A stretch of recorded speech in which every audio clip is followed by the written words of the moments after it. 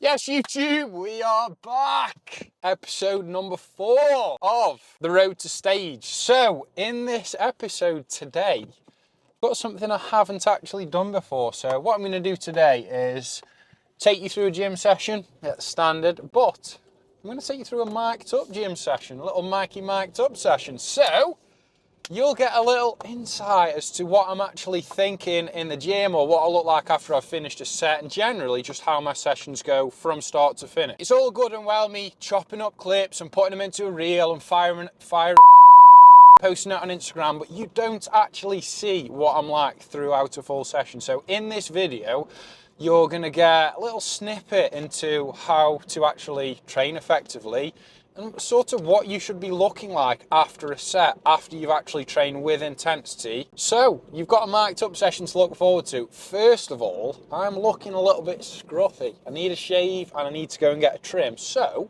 I'm going to go and get the trim dusted right now, and then I'm going to go back home, have a shave, have a shower, and then we'll be heading straight to the gym. So, I'll check back in after I've been for a haircut, and hopefully I haven't been shafted. Right then, trim secured. I don't know if anyone else feels like this as well, but getting a trim is just the most relaxing thing on earth. When I get a trim, like, sometimes I don't mind talking, but sometimes just want to sit there, get a trim and just clock out, because I just find it so relaxing. You can just sit there, I don't know what it is, man. Sit there, just switch off, just let my man go to town on my bonnet and deliver me a fresh fade, which I think he's done, to be fair. The barber I've just been to, he's actually new. So I've only been to him twice, including this time, and he's done a good job both times. So yeah, my man's off to a solid start. Anyway, you can head back home now. I do have to have my pre-workout meal first, so cut to me having some scran. Yes then, so pre-workout meal, you should already know what I have if you've watched my previous videos. So pre-workout, we've got 120 grams of chicken, 250 jasmine rice, and we've got 4 crumpets with jam and dark chocolate. Now, as I said before, this meal is banging. It's literally my favourite meal of the day because there's a lot of food, so I'll be full after I've finished, and it's going to fuel me for the perfect push session. So what I'm going to do, I'm going to make the chicken and rice, I'm going to eat that, and then I'm going to do the crumpets after, because if I made the crumpets now, whilst I'm eating the chicken, they're going to go cold, and that's not what I want. So I want to eat the crumpets hot, I'm going to get this chicken made, eat that, and then I'm going to make the crumpets. Now then, the chicken and rice has been prepped, so I don't think you'll be able to see that. But yeah, quite plain. For those of you saying, oh my God, that's so boring. Like, first of all, I think it tastes nice. Second of all, if you don't like the look of this food, don't eat it. It's not hard. No one cares what you eat. I definitely don't care what you eat. And you shouldn't care what I eat either. So again, gonna scran this and then gonna get them crumpets on the go. And the crumpets are the star of the meal. And it's the highlight of my day because they are banging. So I've just dusted off that chicken and rice. If you see these crumpets in the shop, so I'm going to focus, sourdough crumpets, do not buy them. They are literally horrendous. They're so bad. I thought, oh, sourdough crumpets, like, they can't be that far off of a normal crumpet, but I was so wrong, they're horrendous. So if you are going to get crumpets, just get the normal ones. Crumpets are done, and I know they don't look great, but trust me, they taste unbelievable. And the reason why, you get them out of the toaster, and they are like piping hot. You just put the jam on quickly, you put the dark chocolate in the middle, and you just press it down, and it just seeps into all the little holes, and it's just phenomenal, man. So if you're going to have your crumpets and you don't already do it like that, if you've got jam and dark chocolate or you're having jam and dark chocolate, give that a whirl because it's unreal. So again, I'm going to have this, I'm going to go have a shower because I've just been for a trim, and then I'm going to go and train. So I will catch you in the car or I'll catch you in the gym. Yes, people, so turns out I actually lied to you. I'm not doing a mic'd up session. I got into the gym and I realised the music in the gym is extremely loud. So first of all, I'd get copyrighted.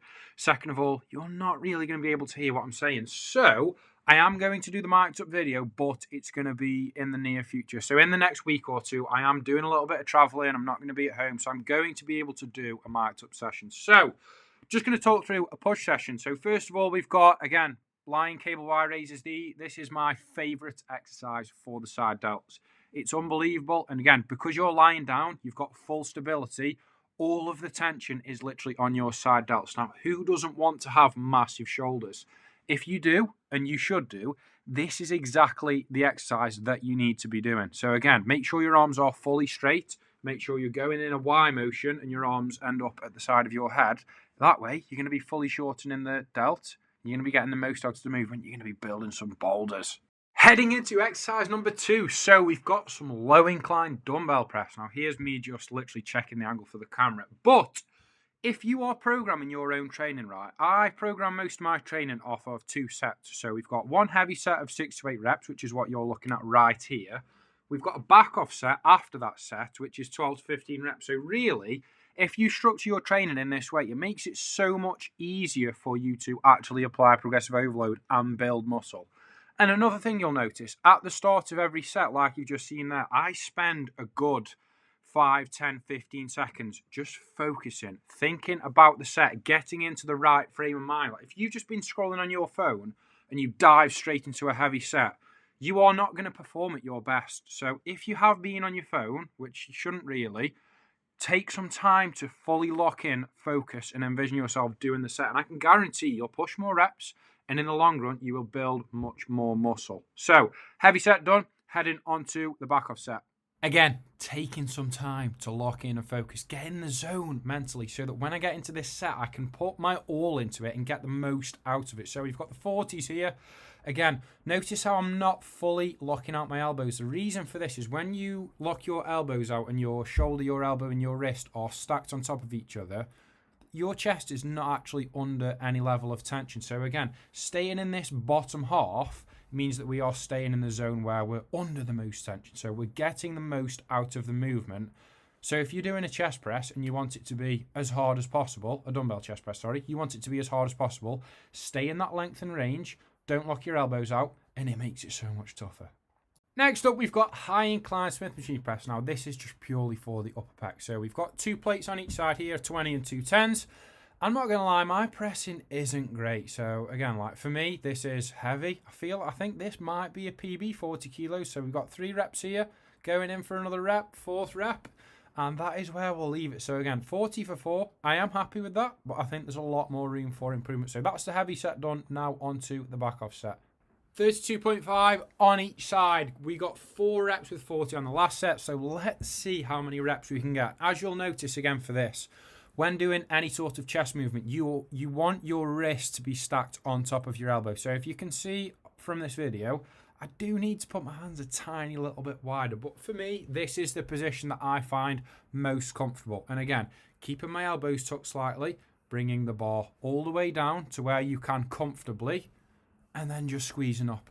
Aiming to bring and push your biceps across your chest. I know you're grabbing onto the bar, but if you can get that mental cue in place, it's going to help you to keep all the tension on your chest. Onto some dips. Now, I'm glad I wore shorts today because if you've got joggers on and you're trying to get that belt up and over some joggers, they end up looking like shorts and you just pull them all the way up your legs. So, got the belt on nice and easy. We've got 2 plates on here, so an extra 30 kilos.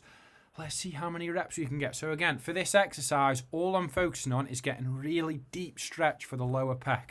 Driving up and again, using that bicep cue. So for this movement, aim and try and push your biceps into your chest. And what that's going to do is just help you to improve your mind-muscle connection with your lower pec. So again, for every single rep, I'm thinking, push my bicep across my chest. And that alone is helping me to keep my pec engaged and ensure that I'm getting the most out of the movement for my pec. So again, as you can see here, struggling, trying to get to below a 90-degree angle, again, to get a full deep stretch on that pec. And that is the heavy set wrapped up.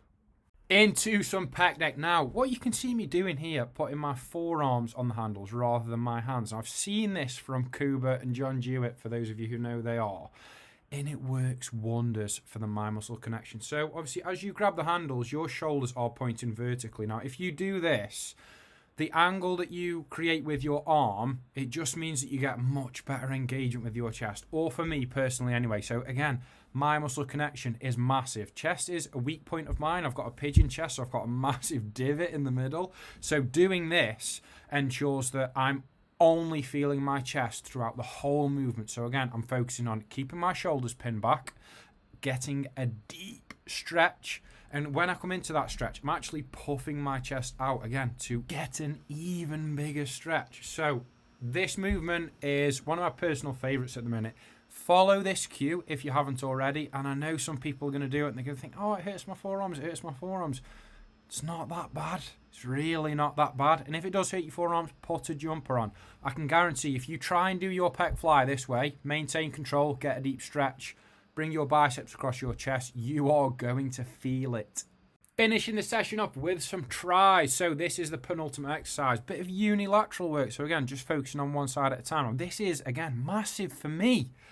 One of my arms is bigger than my other. My left arm is slightly bigger than my right arm, and it is noticeable on pictures. So it's important that I do the unilateral work so that I can iron out this muscle imbalance. Because if I was doing bilateral work using both arms at the same time, there's a good chance that my left arm would take over, or I would finish the set and my right arm would be fully fatigued and my left arm would still have more to give. So it's important that I do these exercises, the unilateral exercises, so I can focus more on the weaker side and iron out that imbalance. And as a matter of fact, I would actually do probably one less rep with the stronger side just to allow the weaker side to actually catch up. Now then, actually finishing off with some overhead tricep extensions. Now, I've realised after recording these videos, I make some weird facial expressions, even when I'm not training. And I need to stop doing that because I bet the people who see me a lot think I'm a right weirdo. Anyway, focus for this exercise. Fully lengthen the tricep. Get a massive stretch. So again, lengthened position is where we find all of the tension. So if you are skipping this part out and you are just doing the shorten range and then staying in the shorten range, you're missing a trick and you are missing out on potential gain. So don't do that. So as we get into the end of the set, struggling, still maintaining my form. The only thing that should change during your sets is your tempo, the speed at which you perform your reps. The more you struggle and the more fatigue you accumulate, the slower your reps are going to be. Other than that, form should maintain the same. Pump check. So I'm not going to lie to you watching this video. I am starting to get a little bit fluffy. And I know you'll be looking at this thinking, fluffy? You're not just fluffy. You've got abs. Your legs are looking quite cut. I am getting fluffy. Remember, this is in pretty much perfect lighting. It's dark. I'm pulling poses. I'm stood in the right spot. Walking around day to day. I'm getting fluffy. And again, I'm sitting at 95 kilos in the morning now. So it is expected. And it's in periods like this if you're bulking and you are well into your bulk. Like I've been bulking for 6 months now. So I've been bulking for a while. With that in mind, I am in good condition. But your focus needs to switch from aesthetics to performance. When you're in a bulk, your main focus should be performance. Training hard in the gym, pushing hard in the gym, applying progressive overload, that is actually where you will build muscle. And you need to remember, great physiques are made in the off season. Getting the fat off, that's fine. You're just revealing what you've built. But if you've not built anything good in the off season, you're not going to look great. As you can see here, this little back pose, like my back is looking good, but the love handles are poking through. Now, again, I'm fine with that. My focus is on performance at the moment, but I'm really happy with where I'm at. That's going to wrap up this episode. Episode number 4, done. Leave me a comment, leave me a like, drop me a sub, and I will see you soon for episode number 5.